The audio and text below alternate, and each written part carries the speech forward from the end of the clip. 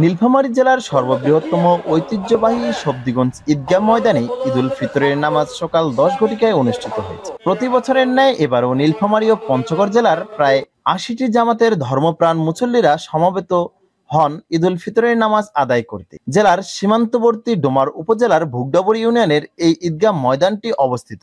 ঈদুল ফিতর ও ঈদুল আজহা দুই ঈদের নামাজ আদায় করতে লাখো মানুষের ঢল নামে শবদিগঞ্জ ময়দানে। এবারও ঈদের নামাজের ইমাম ছিলেন পঞ্চগড় জেলার জালাশি মোড়ের জামে মসজিদ পেশ ইমাম মাওলানা মোহাম্মদ তসলিম উদ্দিন।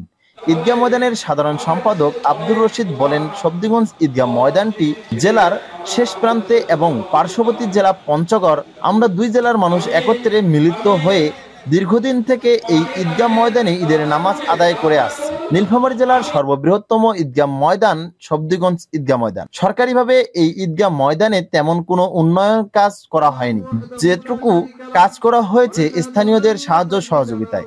বৃহত্তম এই ঈদগাহ ময়দানের অনেক কাজ এখনো অসমাপ্ত ভাবে পড়ে আছে।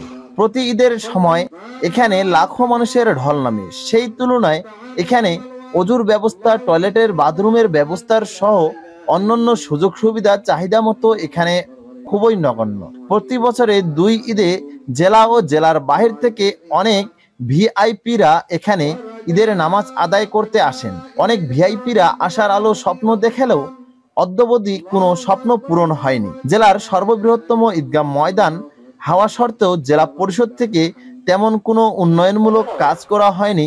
জেলা পরিষদের হস্তক্ষেপে এই সর্ববৃহত্তম ঈদগাহ ময়দানটিকে আধুনিক ঈদগাহ ময়দানে উন্নত করা হোক বলে জোর দাবি জানান এলাকাবাসী।